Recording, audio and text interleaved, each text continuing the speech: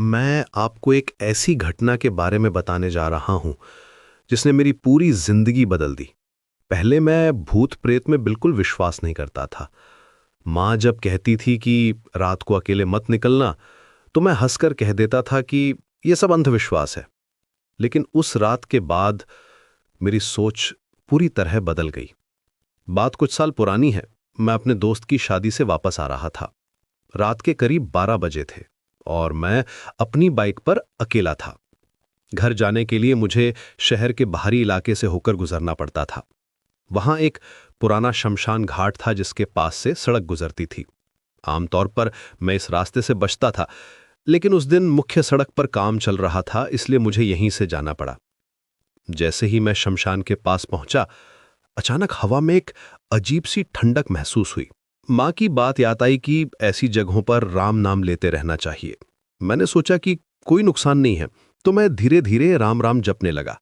शुरू में तो सब कुछ सामान्य लग रहा था, लेकिन फिर मुझे लगा जैसे कोई मेरे पीछे चल रहा है। मैंने बाइक की आवाज कम करके ध्यान से सुना। सच में कुछ था। पैरों की आवाज साफ सुनाई दे रही थी, लेकिन जब मैंने पीछे मुड़कर देखा तो कुछ नहीं दिखा। मैंने बाइक की स्पीड बढ़ाई, लेकिन वो आवाज भी तेज हो गई। अब मैं डरने लगा था। मेरे हाथ कांप रहे थे और पसीना छूट रहा था।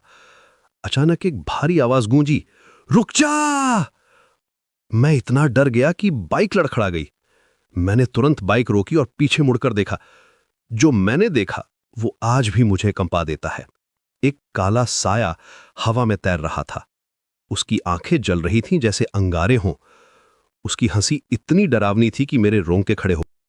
मैं पूरी तरह से जम गया था, हिल भी नहीं पा रहा था। वो साया धीरे धीरे मेरी तरफ बढ़ रहा था।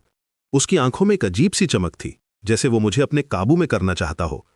मैं कुछ समझ नहीं पा रहा था कि क्या करूं। तभी अचानक मेरे मुंह से निकला, जय बजरंग बली।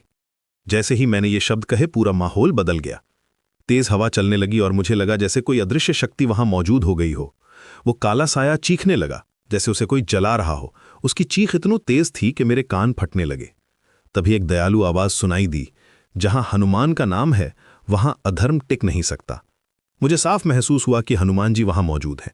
एक गरम एहसास मेरे पूरे शरीर में फैल गया। वो साया और भी तेजी से चीखने लगा और फिर धीरे धीरे राख बनकर हवा में उड़ गया। मैं वहीं खड़ा रह गया था। सांस लेने में भी मुश्किल हो रही थी। कुछ देर बाद जब मैं संभला तो घर की तरफ निकला। अजीब बात यह थी कि मुझे याद ही नहीं कि मैं घर कैसे पहुंचा। जब मां ने दरवाजा खोला तो उसने मेरा चेहरा देखकर पूछा कि क्या हुआ है। मैंने उसे सब कुछ बताया। मां ने मेरे गले में पड़ा हनुमान जी का तावीज दिखाया और कहा कि इसी की वजह से तू बच गया है। उसने बताया कि जब मैं छोटा था तो उसने ये तावीज मेरे गले में डाला था और हमेशा कहती रहती थी कि इसे कभी मत उतारना। उस दिन के बाद से मैं हर रात सोने से पहले जय श्री राम जय बजरंग बली का जाप करता हूं। अब मुझे पूरा यकीन है कि हनुमान जी अपने भक्तों की हमेशा रक्षा करते हैं। वो रात मेरी जिंदगी का सबसे डरावना अनुभव था, लेकिन साथ ही उसने मुझे सिखाया कि इस दुनिया में कुछ चीजें हैं जो हमारी समझ से परे हैं।